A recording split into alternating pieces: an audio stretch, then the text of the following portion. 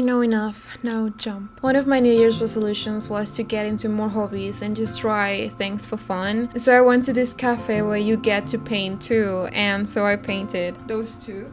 They're objectively okay. They look decent for a beginner, I'd say, but I actually feel very proud of myself for trying and for just really pursuing something that I wanted to do. I've always been interested in paint and painting. I don't know, it just amazes me how people create some beautiful things out of just colors. And so after doing that, I have a friend who uses watercolors and who paints with watercolors, and he has like this pocket notebook, and he has like, I don't even know what they're called, but it's like a box, like a tiny box with watercolors, and so he gets to carry it with him wherever he goes. And I was like, wow, that looks super fun. The last time I used watercolors was when I was in kindergarten. You know, like they make you paint and use crayons and watercolors and just many things just to come up with some art. I had been debating for the past 2 months whether or not to get those things because I wanted to. It seemed like so much fun and it was something that I wanted to do, and after doing those two, it was relaxing for me and I just enjoyed it too much. So I finally did it. I finally ordered it and I got it last week. It's actually here. This notebook, it's like a very cheap notebook. I'm not even sure this paper is like high quality, or like I know it's for watercoloring,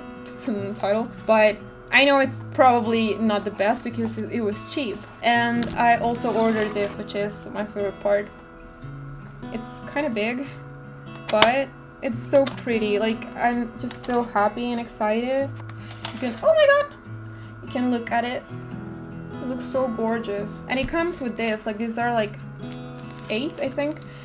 8 sheets for you to paint something, and I'm so excited, but I'm so scared. I started watching YouTube videos on watercolor theory, how to watercolor, things to do, things to avoid. I started consuming just a lot of content because I thought I needed to know everything there was for me to know before I could actually grab the brush and paint something. To this moment, I have not used it. Like, that's why it looks so new, because brand new, I haven't touched it. I realized I can learn everything there is about watercolor, but I won't actually learn unless I practice, unless I grab the paintbrush and start doing something, start messing things up, because I learned about color theory with watercolors, I learned about light and shadows, and that apparently you're supposed to paint light tones or light objects first and then apply the more color or more water actually if you want more light or more shadows depending on what you want. I started learning about like water proportions and paint proportions and everything there was for me to learn about watercoloring. But I could spend a lifetime learning about watercoloring without actually doing it. And that's when it hit me. I tend to want to know, to want to learn everything there is about a certain topic before I actually get to practice, you know, because the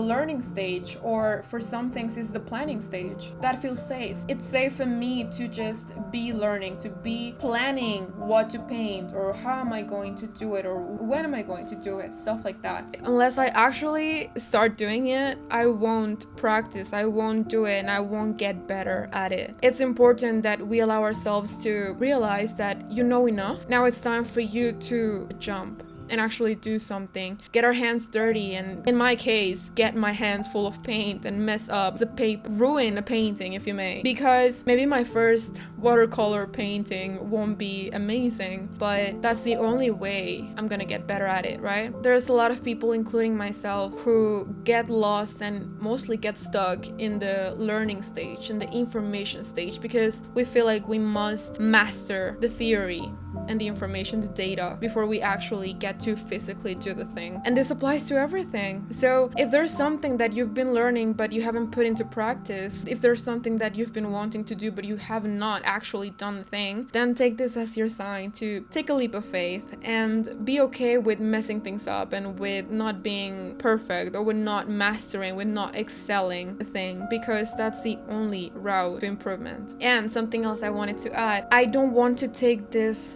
strictly and so seriously that I'm just like, I need to master watercolor. No. As I said, this comes from a place of exploration and discovery. I want to have fun doing it, you know? So it's a hobby that I want to try, and so I want it to be fun. I want it to be something that I enjoy, something that's relaxing, and something that just makes me happy. So not everything that you do has to be mastered. Not everything that you do has to be outstanding or perfect, if you may. So I can just paint my little silly paintings with my watercolor boxy thing and just have fun with it. It doesn't have to lead me to somewhere in life. So this is also your friendly reminder to just have fun with the things that you do, because having fun is a crucial part of life too. You got this.